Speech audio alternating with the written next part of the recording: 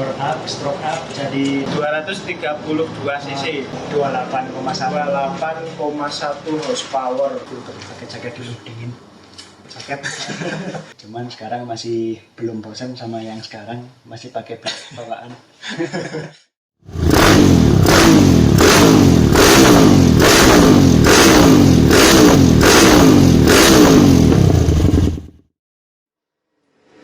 Halo, sekarang di channel Mirza Rosyadi. Mungkin beberapa orang udah tahu kalau ini siapa, terutama anak-anak klub CG Indonesia.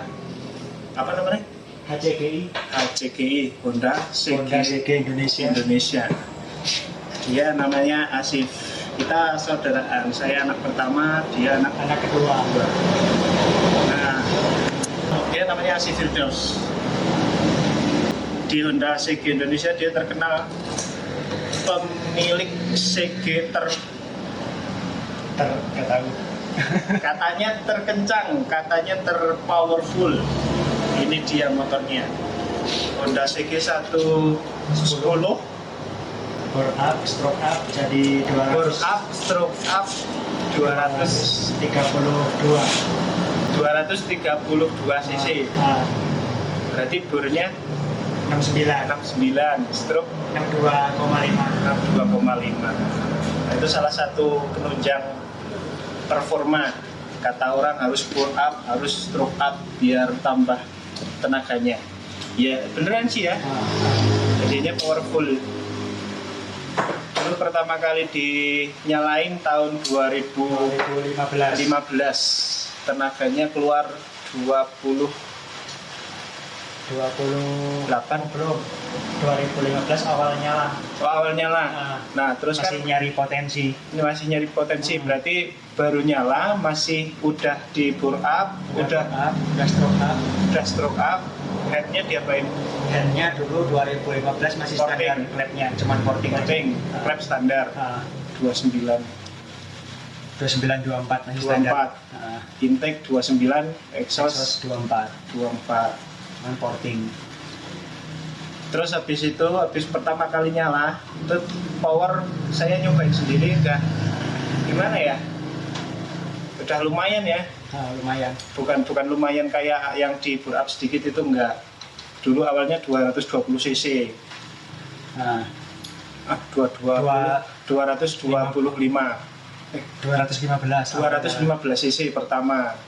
Terus bertahap mencari settingan terbaik yang sesuai sama karakternya dia. Dia ini kan kalau membuka potensi motor sesuai peruntukannya. Jadi kalau motor suka RPM tinggi ya, dia korek sedemikian rupa biar tenaganya keluar di RPM tinggi. Kebetulan ini kan CG. CG itu nggak pakai rantai keteng, tapi pakai stick push rod, mirip Harley. Dari potensinya aja CG itu nggak bisa RPM tinggi. Nggak bisa RPM tinggi. Jadi aku mikir gimana caranya biar sebelum RPM 10.000 tenaga udah keluar semua. Nah itu dia, ngeluarin tenaga. Basicnya push rod, mesin yang nggak bisa RPM tinggi, dia korek terus bertahap. Terus kita main ke Mototech Jogja 2016. Mototech Jogja itu dyno test di sana. Itu masih sama, cuman headnya udah klep gede. Ya, Udah upgrade di head. Klepnya udah jadi 27. Klepnya yang intake-nya 33, exhaust 28. 27, aku tadi bilang 27, kaca 1. Tapi karbunya masih pakai Mega Pro. Mega Pro yang Mega Pro Primus. Main ke Mototech, naik dyno, dan lucunya masih platina. Saya ingat betul dulu. Datanya ada, itu masih ada kayaknya. Iya, data apa namanya, grafik apa namanya? Grafik dyno testnya masih ada. Ya, kalau ketemu nanti kita selipin. Sebelum ketemu tenaga yang paling tinggi, dia sempat ngoprek platinanya, setel. Nggak tahu itu yang dioprek apanya. Celahnya. Habis di setel celah platina, terus udah jalan lagi di mesin dyno, langsung keluar angka 28,1 horsepower, torsi 24 kalau nggak salah ya, kalau 24 nanometer. Itu mesin dinotes di Mototech. Beda lagi kalau BJM, terus mana lagi yang BJM, BRT, Ultra Speed. Situ kalibrasinya berat semua. Iya, kalibrasinya kan beda-beda, berat semua. Kadang-kadang yang di Mototech ini, di BJM ini, dia juga anak BJM. Sekarang, nah ini kita ngomongin profil. Dia namanya Asy Firdaus. Dulu kerja di AMMC sebagai instruktur mekanik standar. Nah terus dia itu pindah ke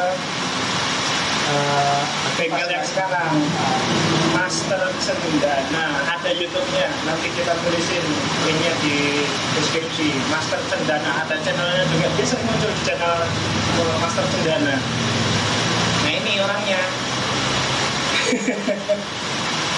Nah, ini pas lagi di Mototech dulu beda di head, klepnya udah 3328, terus noken as dulu nyiapin dua noken as beda karakter. Nah, baru nyoba yang satu itu aja. jadi pas 2015 sampai 2016 kita ke Mototech, itu kan kamu masih di AMMC. Terus sebelum kamu pindah ke Master Cendana, kamu udah bikin dua noken as sama head baru. Nah itu baru naik ke meja dinotes BJM. Berapa? BJM dulu awal-awal 24 HP. Itu masih sama kayak yang dipakai di Mototech. Oh, noken as masih sama yang dipakai di Mototech. Keluar 24. Berarti selisih 4 HP. Ya, jadi memang selisih kalibrasi di mesin dinotes. Kalau di BJM 24 ini ya, yang kasus CG ini di BJM 24 di Mototech 28. Kita selisih 4. Terus torsinya berarti 21, 22 sekitar itu. Nah, sampai sekarang masih upgrade terus perintilan-perintilannya. Sampai yang terakhir saya lihat ini karburatornya udah pakai PE. Udah Remer 30. PE, Remer 28, Remer jadi 30. Nah itu PE 28, Remer 30. Remernya di Jogja. Kita sebutin aja lah. Siapa? Pak Kendar. Kita Remer karbu yang kondang di Yogyakarta. Terus hujan.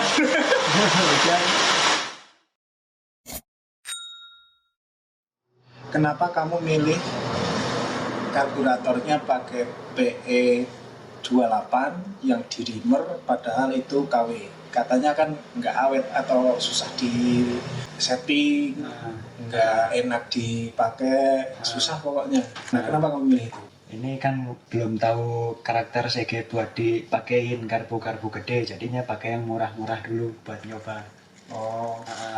Takutnya udah beli karbu yang gede, terus yang mahal-mahal nanti nggak kepake di mesin ini kan mubazir.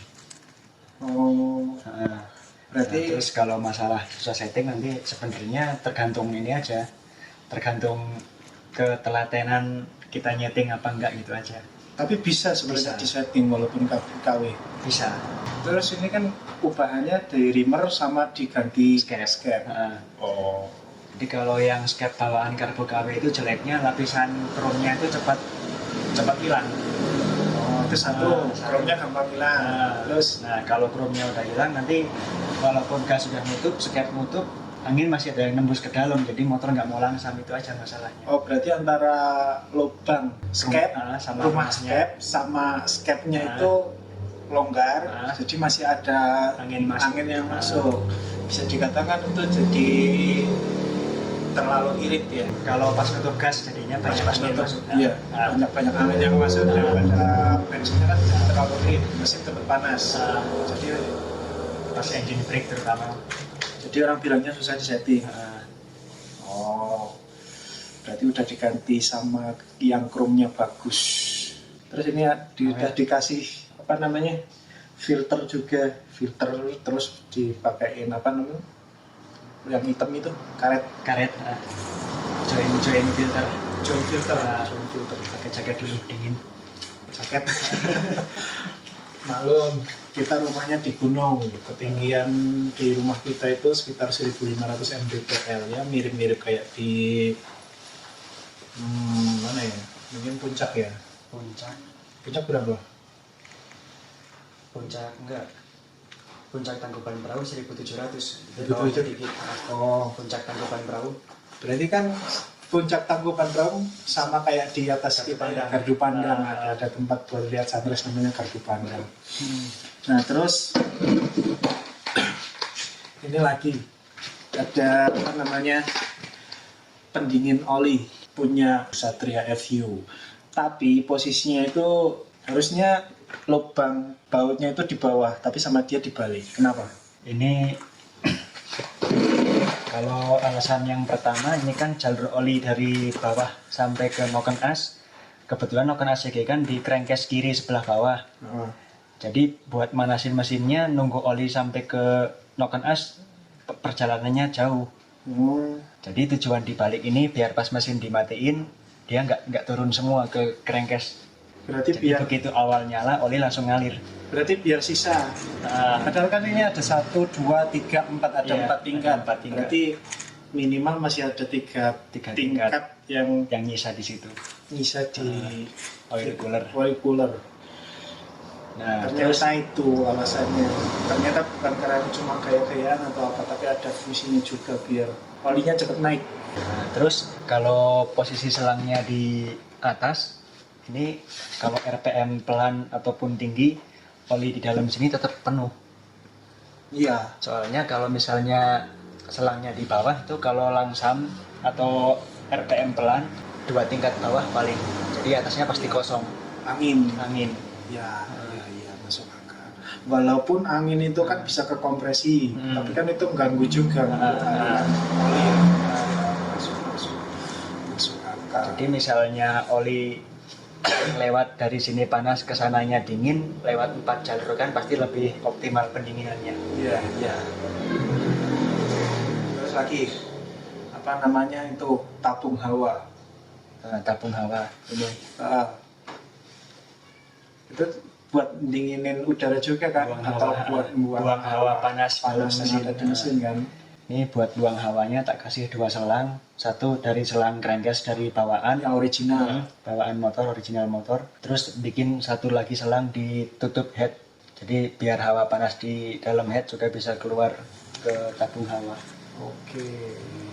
Nah, terus ini pertanyaan, motor sebegini bentuknya, isinya sudah di upgrade, walaupun upgrade-nya lebih ke upgrade fungsional, kayak misalnya tabung hawa, terus ini yang belum tahu apa namanya, lembaran koplingnya itu ada 6 lembar kopling, Bawaan 5. bawaannya 5 kan, jadi ditambah 1 baru yang itu. Terus ada tabung hawa, karbonnya PE, stroke-nya segitu, bore-nya segitu, terus powernya yang keluar yang terakhir sekarang 30-an 30-an horsepower. Kenapa sebuah motor CG ini kamu modifikasi sedemikian rupa, segini sampai level yang kalau saya rasa udah bagus banget untuk seekor CG. Setahu saya kan CG di Indonesia jarang banget yang ngulik sampai sebegini ekstrim. Kenapa? Jadi aku itu dasarnya senangnya sama tantangan. Terus kebetulan dulu punya motor CG ini waktu tahun 2012-2013. Ya. Itu awal-awal mau mikirin ini CG mau bikin kayak gimana. Nah itu nyari-nyari artikel di mana aja nggak ada tentang nggak ada, modifikasi CG iya, nggak ada. saking sedikitnya popularitasnya juga sedikit. Terus Nah di situ aku mikir kayaknya nih kalau dibikin modifikasi kayak motor-motor modern sekarang nih kayaknya seru. motor yang model sekarang itu gimana modern sekarang? Jadi kalau aku patokan tuh motor-motor sekarang tuh banyak yang bisa di bore up, stroke up, jadi horsepower-nya keluar gede. Oh iya, Nah tertantang, bisa nggak aku mikir di motor CG ini biar keluar horsepower-nya juga gede. iya. Sedangkan kata-kata dari mekanik lain kan itu belum ada. Iya, minim banget ya. Minim banget. Ada pun itu dari beberapa anak-anak CG juga pastinya yang modifnya masih ada batasnya, maksudnya mereka belum sampai ke limitnya. Tapi kalau saya rasa ini sudah mendekati limit. Tapi kayaknya masih bisa lebih. Masih bisa. Masih bisa.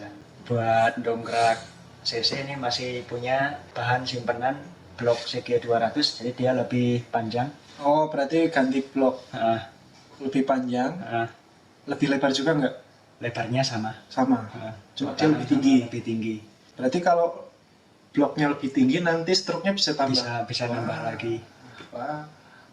Soalnya kalau pengalaman saya naik motor yang bore up itu ya powernya pasti keluar, tapi RPM yang tinggi. Tapi kalau begitu stroke-nya yang ditambah, stroke up, itu tenaga bawahnya nendang banget. Nggak tahu nanti pengen nyobain yang udah pakai blok CG 200. Cuman sekarang masih belum bosan sama yang sekarang, masih pakai blok bawaan. Ya ini blok yang dulu banget kan? Blok Blok bawaan motor. ini blok udah dari yang 20 sekian horsepower, 27, 28. sebelum naik Dino, terus naik Dino yang 27, 28, sekarang 30-an. Bloknya sama. Cuma dia dulu pakai Kawasaki Boss pistonnya. Sekarang pakai Moto One. Bloknya sama, cuma nanti dulu itu di pistonnya nyari kombinasi kompresi yang pas. Soalnya aku punya tujuan, ini kan motor CG dia pakai sumpit, pakai stick, pakai push rod. Jadi potensi RPM tingginya tuh nggak ada. Jadi aku mau maksimalin dari RPM bawah sampai maksimal 10.000 RPM itu udah dikeluarin semua. Berarti walaupun push rod 10.000 RPM itu masih aman. Masih aman. 10. Soalnya tiap dyno aku pasang limit di CDI-nya 10.000 RPM. 10.000 RPM. Oh, pantesan kemarin di limit 10.000 RPM. Saya kirain berbet waktu gigi 1, gigi 2 itu kan kayak berbet. Pantesan. Soalnya pas dulu masih pakai Karbu Mega Pro. Jadi pas pakai Karbu Mega Pro RPM naiknya nggak terlalu cepat. Udah ganti PE RPM naiknya cepat, tahu-tahu nyampe limit. Iya. Dulu kalau pakai Karbu Mega Pro itu kadang-kadang berbet, tapi itu karena asupan bensinnya yang kurang. Sekarang kan udah pakai keran bensin King. Udah pakai keran bensin King, jadi lebih lancar, lebih banyak lagi yang bisa masuk karbu. Nggak bakalan kehabisan. Nggak bakalan tekor bensinnya yang di karbu. Ini kemarin kalau nggak salah ini kan karbu yang lama itu kan. Kamu beli ini dapatnya bareng sama yang Mega Pro kan. Jadi kamu punya karbu Mega Pro, kamu reamer di bengkelnya Pak Gendar. Terus kamu lihat kalau Pak Gendar punya PE ini, terus minta di reamer sama ganti skep juga sekalian. Oh, nah, kenapa yang ini belum dipasang dulu? Kenapa baru dipasang kemarin? Baru kepikiran bikin adaptor manifoldnya yang perfect. Oh iya sih. Dulu mau bikin nggak kepikiran. Dulu belum bisa bubut. Oh berarti bingung, pas belum di master cendana kan masih di AMC. Iya. Jadi bingung mau ngomong ke tukang bubutnya gimana nih hasilnya kayak gini. Bingung ya? Takut dikatain sama tukang bubutnya ini anak cerewet. ini anak banyak maunya tapi bayarannya sama. Sekarang udah jadi tukang bubut, bebas bikin apa aja. Iya sih, ya. Syukurlah sekarang bisa dipakai. Besok karbu Mega Pro-nya saya pakai di GL Bisa.